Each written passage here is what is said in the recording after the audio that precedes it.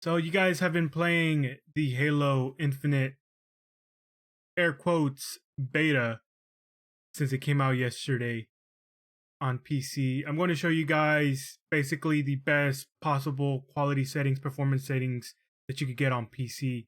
It's kind of rough right now on PC. I have a pretty good PC setup and I'm getting between 60, 80 FPS on certain areas and on certain maps majority of the time, which for a game like this shouldn't be the case. I want to say Xbox is a way to go to play right now. It runs the best. I heard you could even play at 120 FPS. Like I said, not really optimized on PC. We need to wait for the graphics card updates. If you guys see in my gameplay and first impression video, you guys will know exactly what I'm talking about. I talked a little bit about it on that video. So if you guys haven't checked that out, please go ahead and check it out. It's on the video before this one. But here are my settings that I have found out to work the best. There are certain few things that you really want to pay attention to and that you really want to keep because it's going to give you the most consistent and best experience as of right now. So anyways, let's go to settings. I'm going to show you guys my video settings here. Field of view is personal preference. Obviously, graphics card is going to pop up here. Your display monitor. I have two monitors, but number one is my main one, so I'll leave it on that. Once again, that's personal preference, whatever monitor you choose. Borderless full screen is the only option, the only way to go. If I uncheck this, it's going to go to a window mode. You never want to play any game on windowed mode. You always want to play on full screen. Please keep that in mind for all those noobs that are on PC that barely started playing on PC. Please, can't stress enough. Play your game on full screen. Do not play on windowed mode, please. Resolution scale, this is going to be depending on your monitor. You can bump it up, you can lower it. Keep it 100% because that's the resolution of my monitor. If you have a 1080p, it's going to be 100% because that's the resolution of your monitor. So this is the really important settings that you want to pay attention to is these two and then one more that I have in the bottom.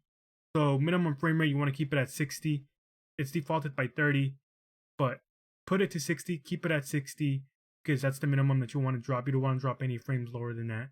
Maximum frame rate, I also keep it at 60.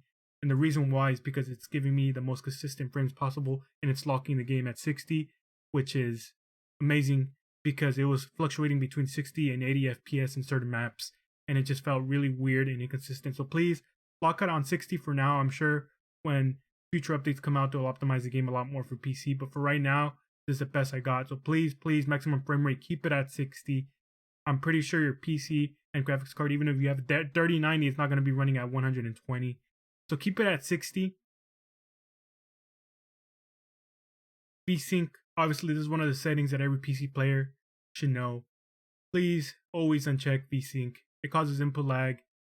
You should already have a high refresh rate monitor and you should have your frame rate set to either at or below the refresh rate of your monitor so you don't get any screen tearing.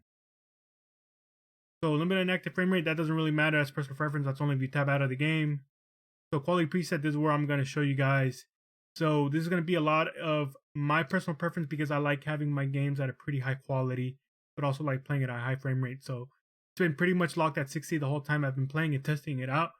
So please, keep in mind if you have like an RTX 2070 or similar, or a GTX 1080 and above, then this will work for you, especially if you're at 1440p. If you're at 1080p, even better. So I have my anti-aliasing at high. I have my texture filtering ultra. Ambient occlusion at ultra.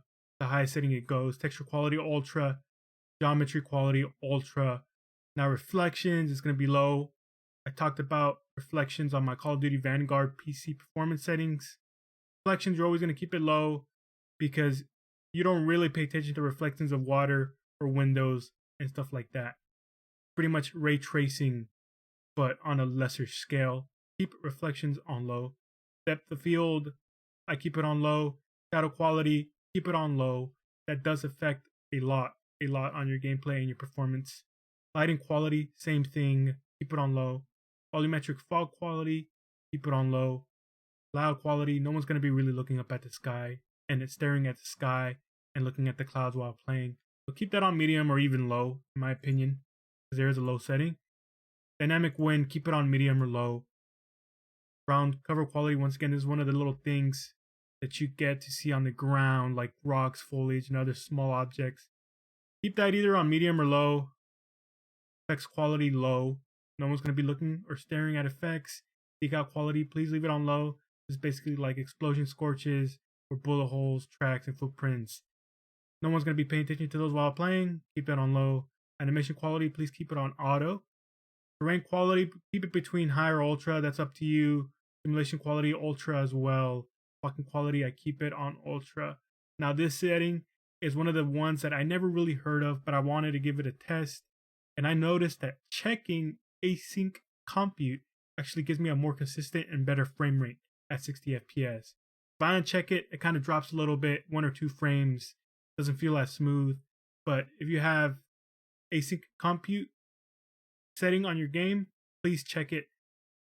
It's automatically unchecked, but please check it. I recommend it. If you want to go ahead and give it a try without it, give it a try. Let me know what you guys think.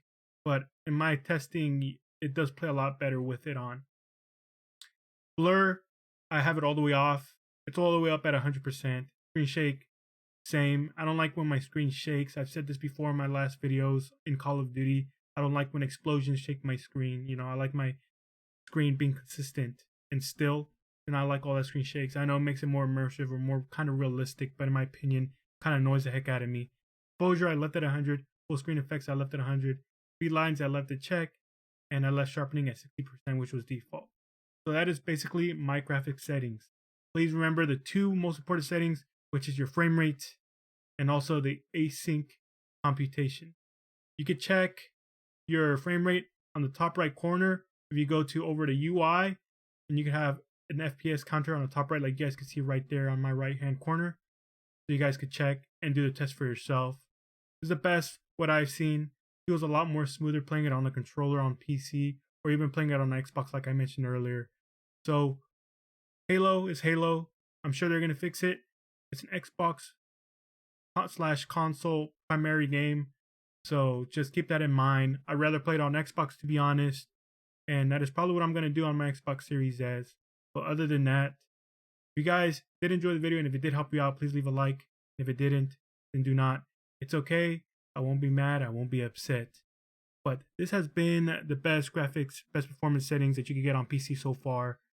Please keep in mind I might update this video as the updates go on and they roll on in the next year to come on Halo Infinite. If you guys want to play with me, add me. And that's all she wrote. That's all I have for you guys. Thank you and bye-bye.